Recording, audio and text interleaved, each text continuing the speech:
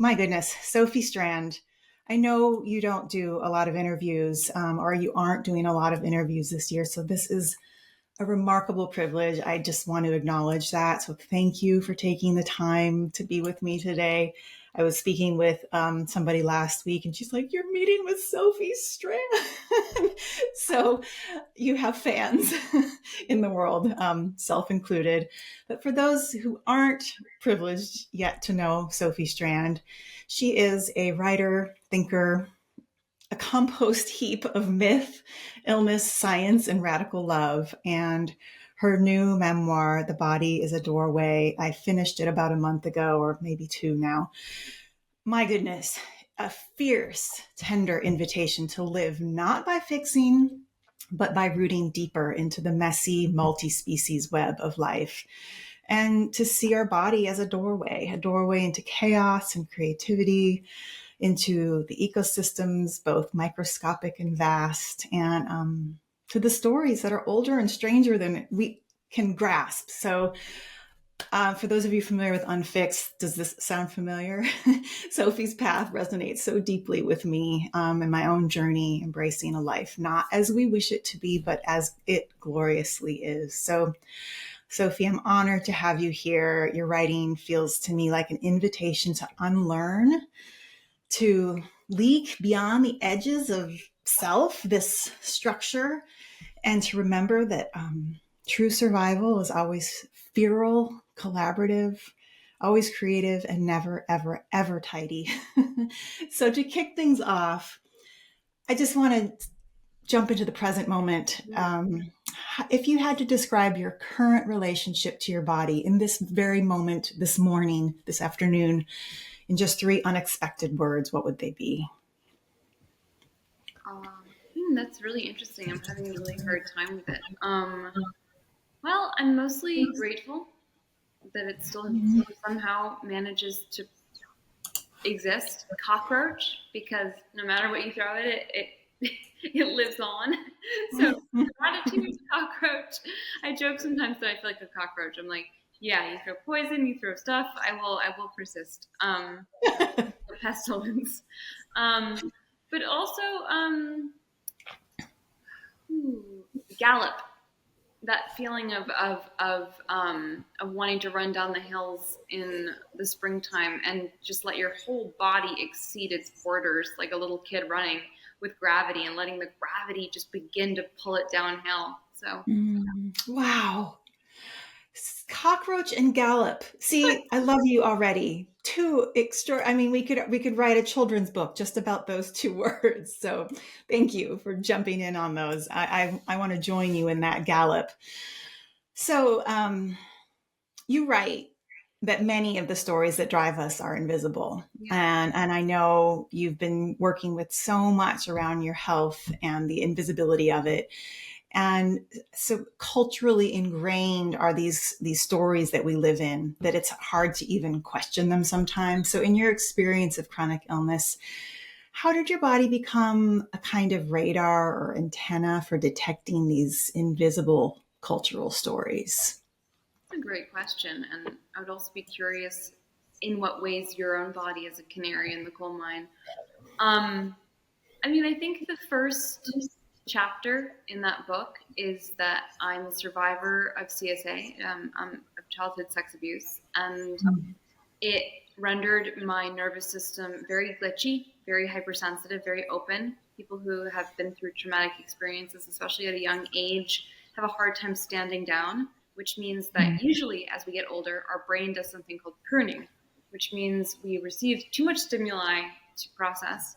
We need to somehow homogenize that so that we can predict our reality and navigate. So we prune out things that culturally we learn to be irrelevant. Unfortunately, within our anthropocentric culture, that's usually the aliveness of the world. Plants, animals, the bumptiousness of insects and dirt, weather patterns.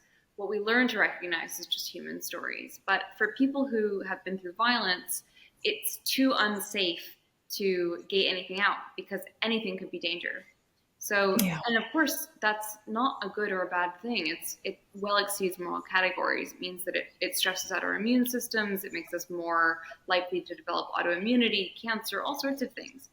It makes it less easy for us to perform neurotypicality. um, but it Mm. also means that we're hyper aware of the world. Of our Yeah. senses are open to things that other people are culturally gating out. And so as a young child, I felt like maybe I noticed more and I didn't know why. Like I was always noticing more smells, chemical smells, perfumes, insects, birdsong, noises. That plant isn't growing there this year where it did last year. Like I felt like Mm. I was living in a world where the sharpness had been increased and other people were in a less illustrated, less sketched out world than me. And that dissonance was interesting.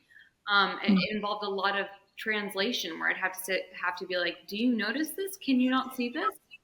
Um, Yeah. and that takes effort, but it also means that we have to understand that other people think differently than us and experience things differently. It forces us to understand that we are always translating. We are always working between different umwelts, being a German Mm. word for sensory affects. Like Mhm. the experience a certain animal has given its sensory limitations. So we're always Yeah. translating between experiences. The first chapter for me is hypersensitivity for sure as a child. I mean, later on, illness caused those invisible story structures to become much more visible in that I was a young person who was supposed to get better. You know, young people are Mhm. supposed to get better, and I didn't get better. I didn't perform what is a classical healing narrative, which is you get sick, you learn a lesson, you get a diagnosis, and you get better. And as I was exiled from that, I started to see that maybe health wasn't this platonic real thing.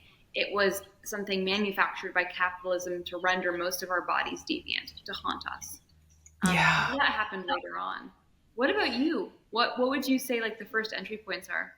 I'm nodding my head. I had some very early assaults as well, and so there is an early imprint of that the longing is unrequited Yeah. and that it's too much. And so I simultaneously have this nervous system that is hypersensitive to protect myself from that, but also very shut down at times from the longing, from the need.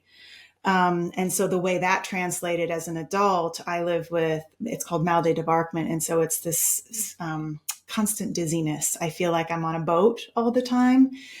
I'm 10 years in, but the early stages, it's like a migraine on steroids. So lights and sounds. And I mean, even looking at my cell phone screen was off limits for about a year. It felt like it sent my nervous system into these tailspins. And so maybe some would call it like a protracted panic attack. And I needed, on the flip side of this, I needed to get so in touch with those sensations of overwhelm Mm-hmm. that they became my own again. Mm-hmm. If that makes sense. Like I needed to come back into my own body. And now living with this, it's like, oh, I can feel the chaos of my body again and be okay with it and not feel like it's going to kill me. Um, so it's not healed by any means like you. There's no redemption arc of like, ta-da, I'm better. But I definitely have a much more, the bowl is bigger to hold the want and the longing and the agitation and the fear. And it just contains it in a strangely in a place of stillness, even though the sensation is movement. That's a beautiful way of So, describing it. Yeah, I oftentimes think about dilution processes, which is you can't get rid of it, but if you add enough water, it dilutes. If you make that bowl big enough, easier. mm, Yeah.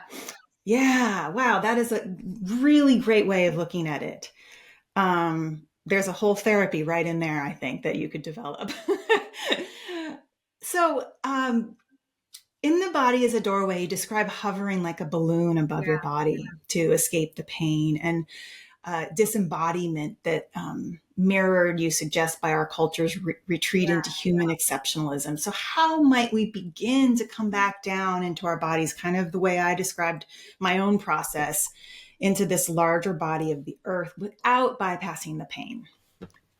Well, I think so many of us don't get to order it off the menu. So I think a lot of us, I am shocked at how many young people, really young people, are very radically ill. And so I think, and ill and psychologically, physically dealing with pain that they didn't choose. Mm-hmm. I'm always hypercritical of a kind of new age spiritual idea of initiation, because most of us are given initiations we didn't order. We don't need to have a boutique yoga retreat initiation with ayahuasca. I say, I'm like, I don't like Yeah. ayahuasca. I vomit and have an ego death every weekend. Like, Yeah. um, Yeah. I need to pay for that. But yeah, how would we do it? I think we look to the people who are experiencing it for advice. Mm. Sick people who are really, they don't have a choice, they can't escape it. Yeah. And there are a lot of people right now who are struggling, who can't leave their bodies, who are in their bodies. And I mean, I also think we can start to really understand that anything we do to harm the earth harms our bodies. Can we begin to Mm-hmm. flesh out a more complete relational ontology, which is that we Mm. don't come into being in this kind of atomized individual way. We are like an ecotone, which is an ecotone is that interface between one ecosystem and the other that is fertile and alive. So it's the shore, it's the hedge between the field and the forest. They're oftentimes the most biodiverse, rich, ecologically rich spots in the landscape. Yeah. And we are the ecotone. We are the where land interfaces with other land, where other species come home to each other.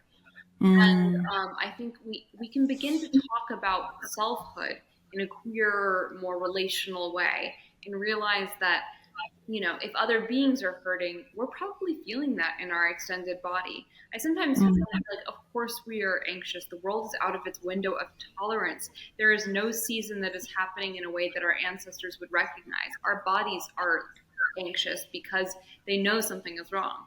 That, in Yeah. fact, the adequate response, the normal response, is anxiety. I think it's much weirder when people are not anxious. Mm. Yeah, you're right. Sophie, this morning, for example, I was sitting outside underneath one of my favorite trees, and at this time of year, it's humming with bees, Hmm. and it's just a place to just be quiet and take in the world in that sort of early morning way. And off in the distance, there's logging Yeah. happening. So I'm hearing trees getting cut down, and I'm also hearing the raven families that are pissed off that their nests are falling. And I'm feeling this rage boiling up because Yeah. I'm surrounded in abundance of bees, but I'm also hearing this. It feels like rape to me, and it is so distressing, and I do feel it in my body. And I was thinking, how does Sophie? Um, there's no resolution. I know that, but how do you hold these two? Not alone. No. I think that no singular body is big enough to hold the heartbreak of what's happening right now. And Mm.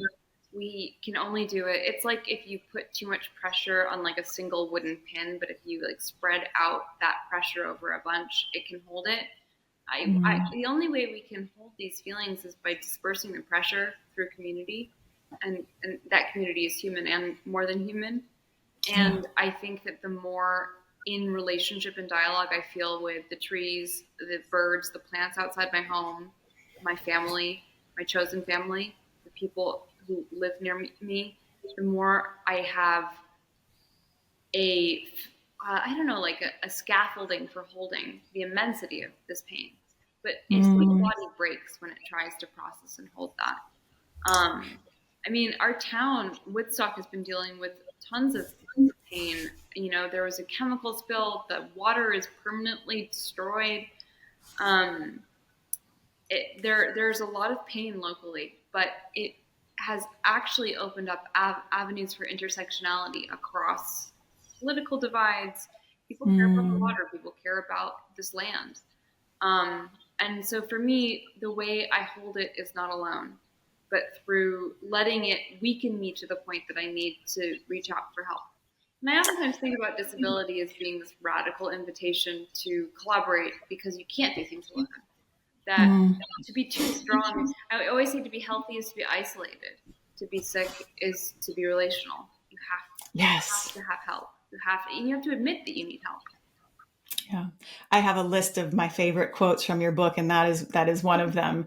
This idea that to be healthy is to be isolated. That is just such an antithesis to how our capitalistic, progress oriented, individualistic paradigm lives. And you even say, what if the parts of me I desperately wanted to fix were actually the parts that kept me alive?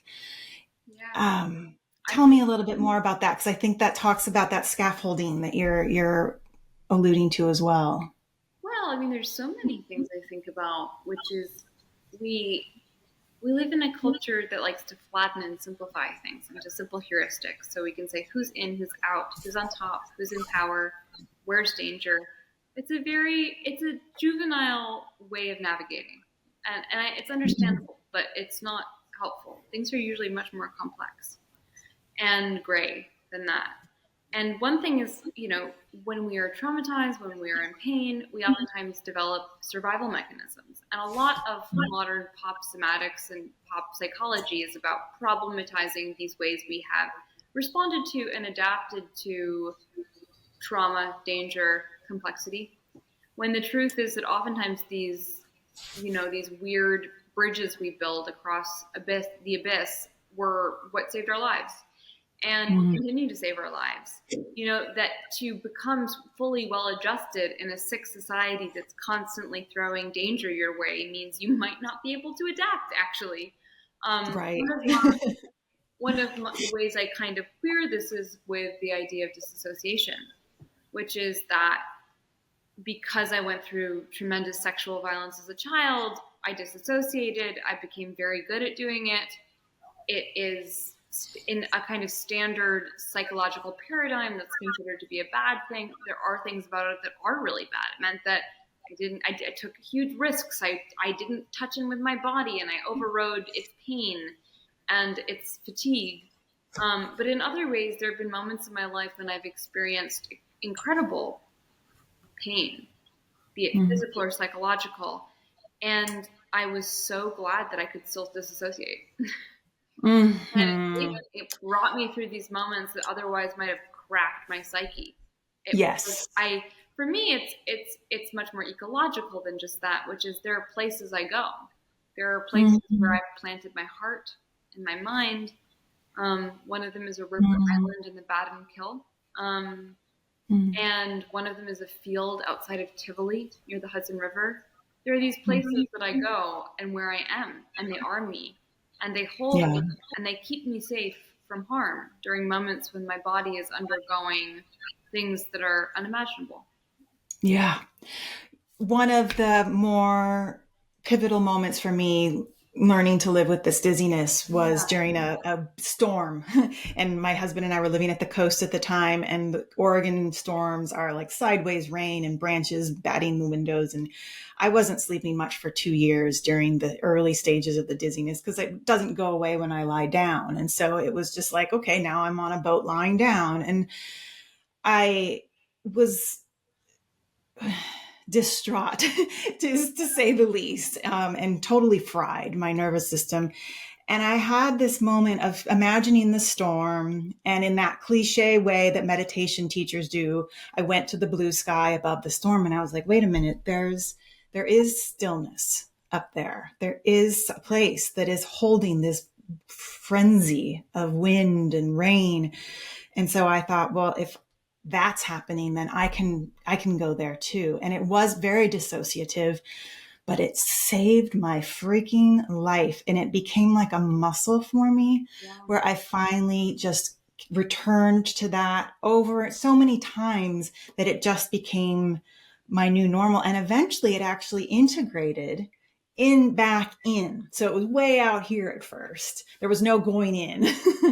It was way out here. And then it eventually with time integrated. So now the stillness and the movement are living right next to each other, and quite happily. So I love that you talked about that dissociative, the positive aspects of it, because it Yeah. really can save us. And then there are times in which it's really bad. You don't want to be dissociating when you're driving a car, um, and you want to be able to notice when you're doing it when you are driving a car so that you pull over. There's so Mhm. many interesting things. I'm curious, how long did it take between onset of symptoms and your diagnosis? What was that process like? 5 freaking years. Wow. It was a long journey, and I gave up. I spent the first three Little Miss Fix It, Yeah, and doing everything under the sun, and totally. and actually even living with my mom in Boulder, Mecca of healers, and I did everything. And then I finally came home and got to this place where I was broke and exhausted. And my husband and I were nearly split up. He was so tired of me just chasing. He has also raised a daughter with intellectual disability. So he was much more familiar with this concept of unfixed. Yeah.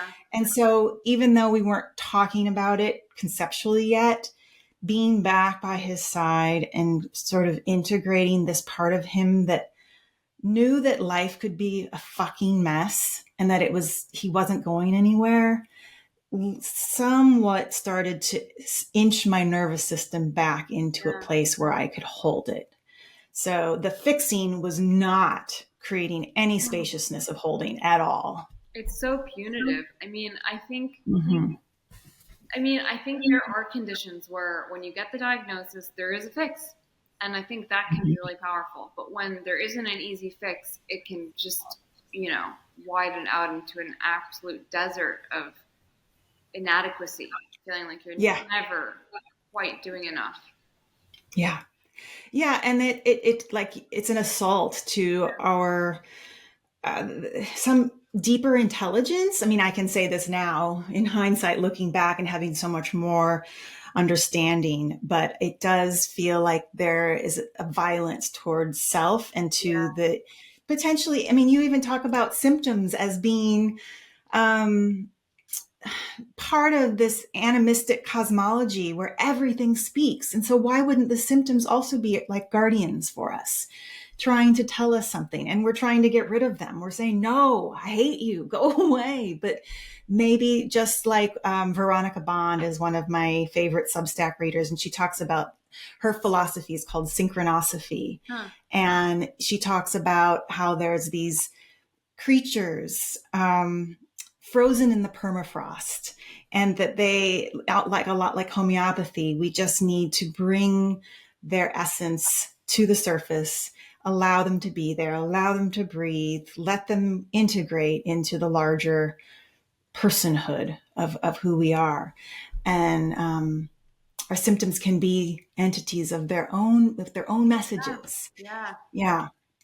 So how has viewing your symptoms this way changed you and changed your relationship to your body and your healing? Oh, so many different times.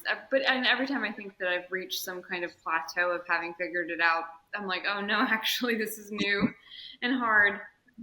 This is Mm-hmm. the learning edge. I do think that the real paradigm shift came when I realized that they weren't going to go away, or like Mm-hmm. there wasn't a fix, and that I was going to have to learn to think about the tree that grows around the nail. It changes its Yeah. shape to encompass and integrate this thing it can't break down or remove. And so sometimes I think about how I am forced to hold shapes that other people would never otherwise choose to hold. But like in Yeah. yoga and like in many different physical, spiritual traditions, we know that the body, moving the body into certain shapes opens certain mental states, certain kinds of Mm-hmm. spiritual awarenesses.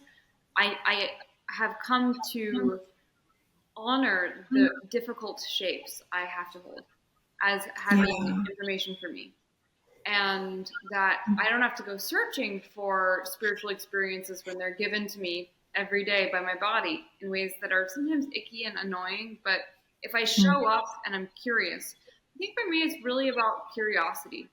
Um, Mm-hmm. I think any pain and any discomfort can be an interlocutor, something you can dialogue with, if you know it's not going to immediately kill you. And I do think that's the one tricky Yeah. thing is like I have lots of stuff that goes wrong where it's a constant assessment of like, well, is this going to go really wrong in the next 5 minutes? Or call 911? And so that's tricky. I think Yeah. that's where I've gotten to this place, which is really dangerous, which is called treatment fatigue, which is I've been to the hospital so many times and had so much going on that like I am so loath to call 911 or go there. And so I'm having to retrain myself to be like, actually, this could be dangerous. Yeah, yeah. But And to work through the like medical yeah, PTSD and absolutely. all the resentment that you, I'm sure, have We all experienced have, when you, yeah, so many. yeah, Um, yeah. but yeah, I also think in other cultures, the spirit workers, the bards, the shamans are people who oftentimes have symptoms that then they don't pathologize. They look at them as being like, oh yeah, when my neck twitches, it's because my ancestors are tapping on my neck. Like, Yeah, it can be both and. yeah, Did a lot of mystics have epilepsy? Probably. Were they also having spiritual experiences? Yes, both and. yeah. I love that. Yeah. Yes, yes. We have to see the world that way. We have to, and even you take it as far as to even seeing this isn't some sort of rainbow and glitter version. You include microplastics Oh yeah. and There's no cure. migraines and rot and decay and pollution and all in this um, embracing of what is, which is quite radical. Well, I couldn't get rid of this stuff. I couldn't get it out of me, so I had to figure out some way to live with it. Yeah. Yeah, yeah, yeah. You say that the animism that saved me again and again was not one of enchantment and preciousness. It was an animism of chaotic difference. So I love that. And it's the chaotic difference. I don't know if you read Chloe Hope on Substack, but she writes a column called Death and Birds. And she's a death doula, but also works in a fledgling bird rescue center. And very short essays, but has this beautiful following and devotional following. And just on Sunday, she wrote about this chaotic difference and the necessity of it. And I wrote it down because your quote made me think of it. She says, no one renders the liminal quite like nature. She offers the ocean shore, the cliff edge, the climb into wakefulness, the drift into sleep, emergence, dissolution, dusk, and dawn. Times of the in-between where potential concentrates and devolves simultaneously. So you've got this constant chaotic difference, and life needs it. Life loves it. And how quick are we to forget? Because now I'm remembering me sitting under the tree going, God damn it, I hate these loggers. Oh, I know. I mean, I think about Gaia theory and the dynamic homeostasis of the earth that anything that stops changing is dead. Dynamic is the word. You can't maintain balance without constantly rebalancing. That it takes Yeah. this dance work, this tripping and catching yourself constantly. Yeah. So it's a Yeah. beautiful thing to think about. Yeah, it really is. You have such a penetrating mind, Sophie. Were you always this way when you were a little girl, even? Were you thinking in multiple layers? I think my parents and my family members would say yes. I had a lot of questions. I was very, very talkative, and curious. Yeah, I think this is kind of the weird, fragmented way I combine things and think about them. Yeah. I'm an obsessive person, and that can be a bad thing or a good thing. And I think when I put Mm. it towards ideas or things that are really beautiful, it works for me. When I put it towards trying to find the diet that will fix my broken body, no, not so much. Like I, Yeah. so yeah, Yeah, we have to channel that compulsion. And I think the perfectionist in me always, and the daughter of a psychotherapist, questions things too much. yeah. I And was I gonna say think, also I come from a long line of analysts and therapists, so I think yeah, the impulse for analysis can be a good thing and a bad thing. yes, Yeah, yes, yes. So I want to talk a little bit about climate change with yeah, you. We've already touched on it, but in your view, I love that you frame it as another form of storytelling. but at, a scale that we can barely comprehend. So if climate storytelling isn't about hope or despair in this human sense, which maybe it is even, but I'm assuming that's more of a human projection, what stance can we take towards climate change? Hmm.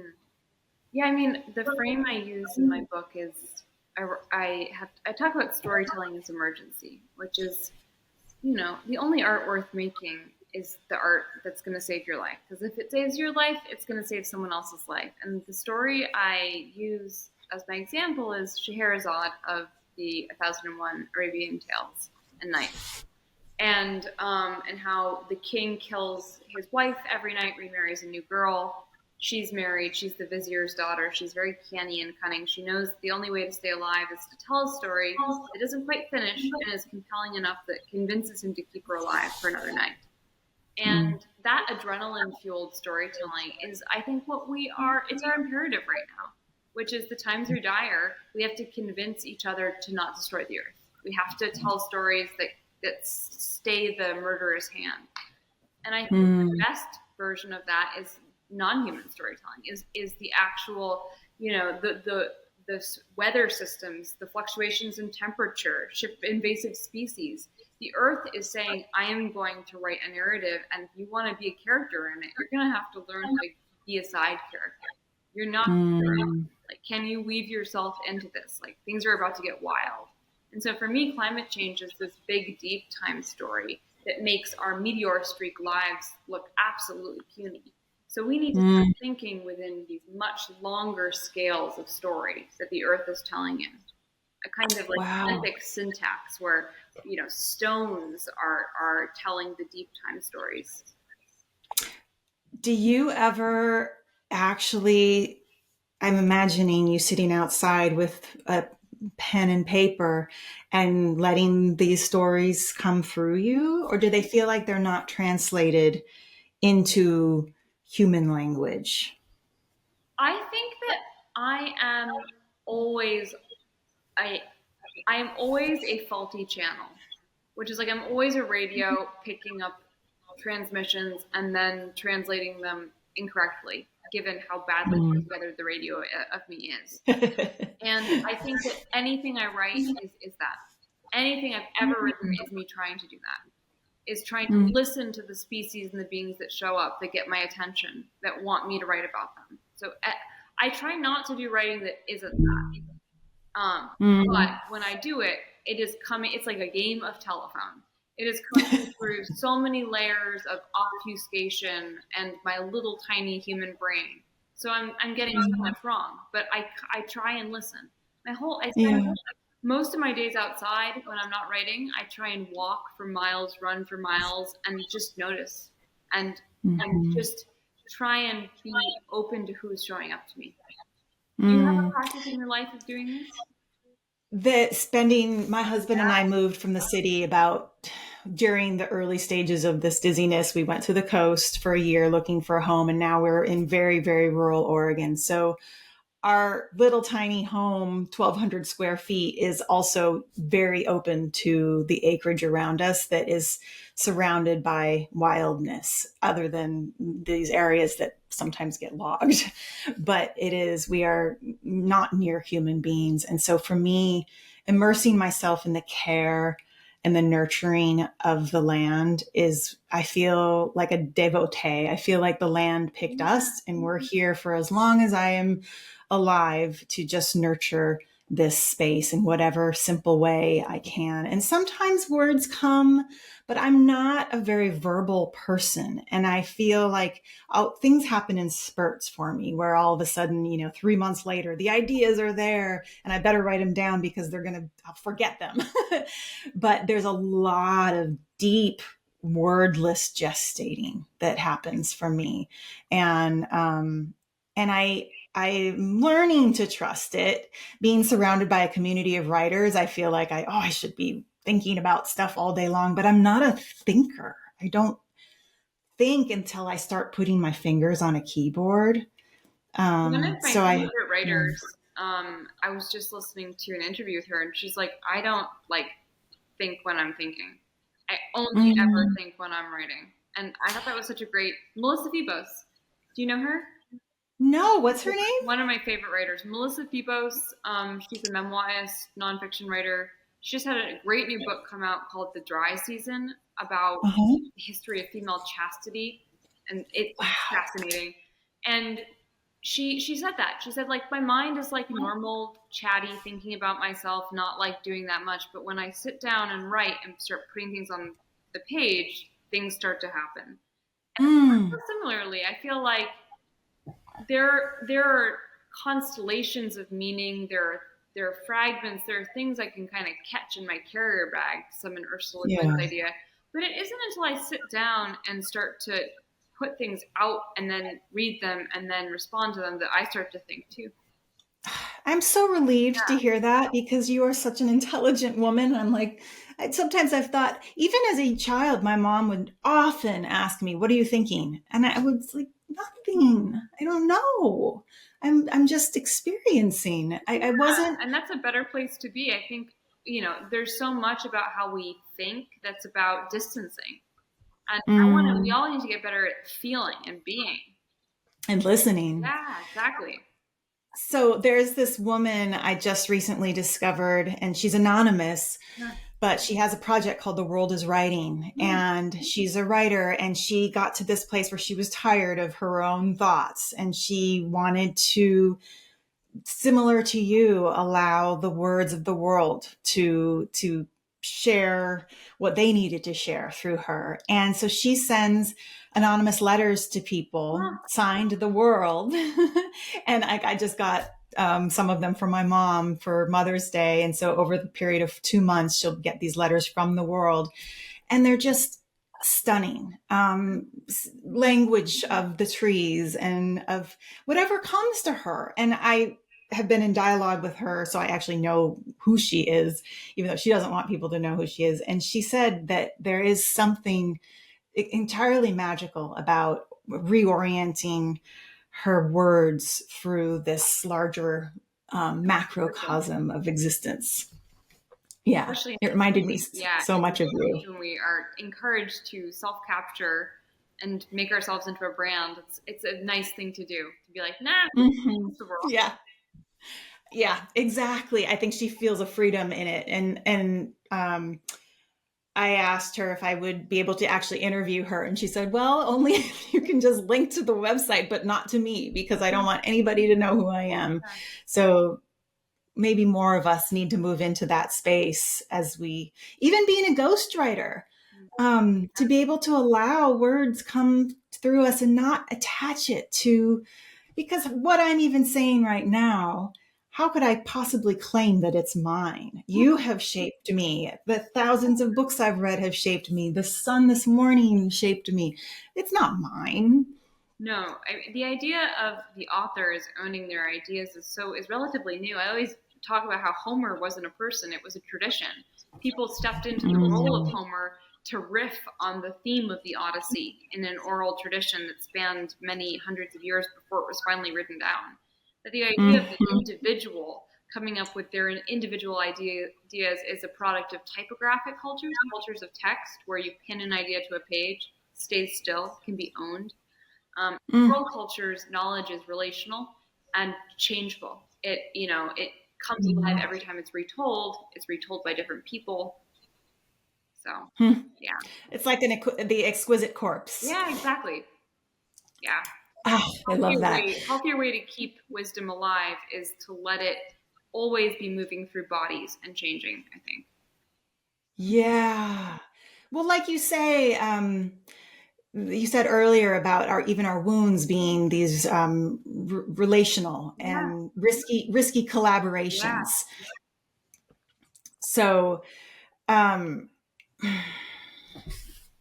how do people that are afraid of those risky collaboration, because it does it's so much messier. How would you encourage somebody to just inch a little bit closer to that openness to a risky collaboration with the world? Well, I think it's less about try and should and more about desperation. I mean, Mm, if we look at the history of symbiosis, beings don't choose to body share. they usually are put in such a desperate situation where the climate changes or they're both starving to death, where the collaboration becomes unavoidable. Well, Yeah. where you either go extinct or you choose to become a lichen, you know, or or early prokaryotic cells choose to fuse. So I think paying attention to where you're desperate, where Yeah. paying attention to where you can't fix something on your own, and knowing that your inability to do something on your own isn't a bad thing. It's not a failing. It's an arrow pointing out of yourself. Yeah. So, but yeah, I mean, I think it's very hard to choose to do risky things until we are in a corner. You know, that's why I people hit think, rock bottom before they get sober. Like, you know, yeah. it's very hard. So I think pay attention to the places where you feel hopeless, where you feel desperate, where you feel like you've reached rock bottom. And there you will find a doorway to another being. Ah, that is so wonderful. It is true. It really is the broken and going back to people living with, like you said, the young population now. There's Yeah. so many illnesses, and to hold them in the pain, but also say, let's just tune one channel toward the relational Yeah. possibility that's happening through here. Yeah. Wow. I mean, but boy, I mean, it's not, I always joke that, so in evolution, anything that ever lasts began as a mistake and that then eventually fit into the landscape and turned out to be really profitable. It turned Yeah. out to work. But everything began as a mistake, a glitch. Everything. Yeah. Mutation. And I think that I always say to people who are really sick, it's never fun being on the front line of evolution. You're the place Mm-hmm. where bodies are experimenting. But Mm-hmm. it's a rough, intense place to be. Yeah. Yeah. But so much more agency when it's Yeah, framed that way, to go, I'm on the front line of some incredible experiment between my body and the world. changing the world. Whatever it is. Yeah. Yeah. Wow. So your paradigm of wellness is something so much wilder and so much more beautiful than what wellness is in our culture. Yeah, I hope so. I hope it's what I would. It's what I wish I could have given myself when I was 17 and I was, you know, filled with tubes, being over medicated, treated for a condition I didn't have, feeling like, oh my God, I felt so shipwrecked in my own body and my own life. And Yeah. so I think a lot of my work is things I wish I could send back to myself. I'm absolutely the same way. And I think it often comes in hindsight. I Yeah. think Oh we my we feel compelled to do it, and then maybe a couple years later we're like, "Oh, I needed that. Thank you."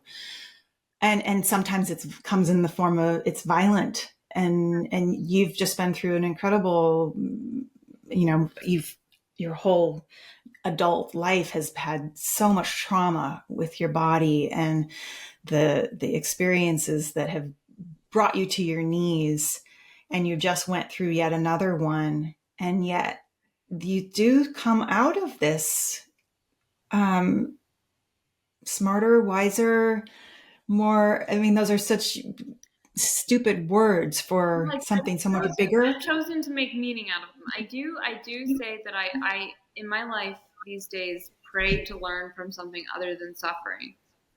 And Mm, I worry that I don't want to show the universe that this is the only way I learn. Like I only learn when you yes. throw me really hard stuff. I want to learn from joy and from happiness and ease and celebration. So I am in my own life really trying to pay attention to where the joy and the ease is, and to say this Mm. also really teaches me. And if you gave me more of it, maybe I'd think even better. So I want to join you there. I think that a lot of us tune into, because of just circumstances, we tune yeah, into a certain way of development and growth. yeah, And are like, oh, this is rich and I get so much out of that. And some of us, it's through our bodies. yeah, And it is important, I think, to also open up that possibility for learning through abundance yeah. and joy and ease and grace. Um, I It's hope we can all learn from beautiful things in ease. But it's mhm. very, it's very easy to fetishize suffering, and I never want to fall into that trap. Yeah, Yeah. yeah. I join you there, Sophie. No, And I feel like if I woke up tomorrow and I was completely healed and there was no story for how it happened, no way to make it into writing, please do it. I want to be able to. mhm. Yep, I agree. And at the same time, I feel like time is such a part of Yeah. this. And so I remember in the second year when I was living with my mom, there was some sort of neuro reprogramming tape that I was doing in the basement in between all my appointments. And it was, I remember forgetting the woman's name, but it even involved like certain ways that I would move on the floor, these patterns of my feet, and then the thoughts that I was having about already being still, being completely healthy, what I was doing in my life once I got to that place. And none of it, it didn't work shit. Like not even close. Part of it, I think, was time, but also part of it was because I was doing it because I wanted it to go away. Yeah. So, we almost have to first just fucking Surrender. love the shit out of it. Absolutely. No, and yeah, if you have like it's kind of like Shrek and Donkey. Like if the donkey's coming along for the trip, just at least start laughing with it. Like that's kind of how like it's like traveling alongside. Like my illness is traveling alongside me. We are together. We're on this quest together, and so I have to just acknowledge that and be okay with it. Yeah, exactly. So, Sophie, you write that I've been thinking about this a lot because of the woman, the world that does Yeah, the World is Writing project. You said every morning I gather my counsel and I summon the supracellular, not because I want to go on an adventure, but because I earnestly want to think better. Um, and I have a hunch that thinking better means leaking outside of the bounded cell, the individualized flavor of consciousness. And I love this so much. And I recently wrote an essay about In Defense of Nothing to Say, talking about that wordlessness that I go yeah. to. And my mom is moving into a quieter part of her. She's 80. There's some cognitive delay happening, much quieter than she used to be. So I'm imagining that the boundaries are dissolving and there are other voices in that time that are now allowed to penetrate. Mhm. And at least this is how I'm trying to think about it. So with your illness, do you go through periods of this inability to think? Like you said, even today you have brain fog. And then how do you frame that unclear thinking? Oh yeah, I mean the fallow periods, the darkness. You have to let things happen underground. That oftentimes, if you there's a folk piece of wisdom that I actually think has been studied in material reductionist scientists, which is young kids oftentimes have huge cognitive leaps after an illness. And it's because Mm, they've been still and quiet and in bed, probably integrating all the stuff they're learning. And they like, they'll get out of bed and they'll read, or they'll jump like a whole level with mathematics or something. They'll like gain a new skill. And I think about how, for me personally, I don't, I can't hear myself thinking. I can't really do the deep spiritual digging to figure out how I really feel until I let myself go to the compost heap, to the underworld. mm, So those periods are hard, but they're really important part of the ecological cycle of decay and refruit. yeah, The yeah. soil depends on periods of fallowness and rot. Mm. Yeah. Which part of the cycle are you in right now, today? Oh man, well I'm feeling pretty sick today, so my brain is feeling fuzzy, but I'm probably in a more upward place because I'm creating a lot of stuff right now.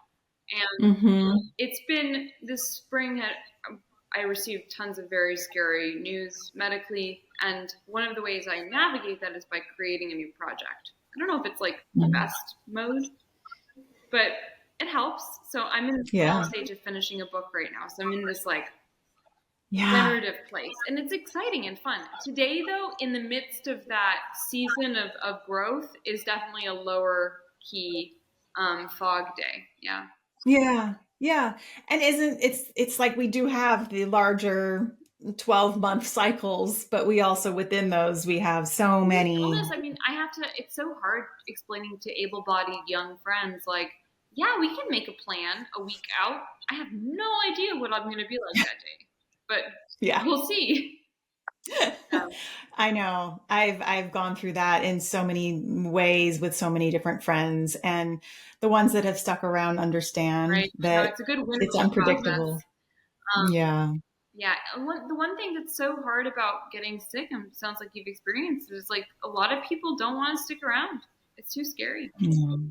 Exactly, like you said, it's one of the cultural narratives that is very visible. Yeah, When you're young and you look healthy, then you should be yeah, back in the world. yeah. And I don't think I know that there are so many, especially women, that are living through that story and feeling the expectations on them. Yeah.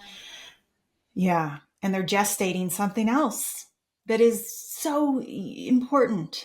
You've gestated so much in your fallow periods, and I'm excited to see what is emerging from that. We'll I think see. it's a fiction.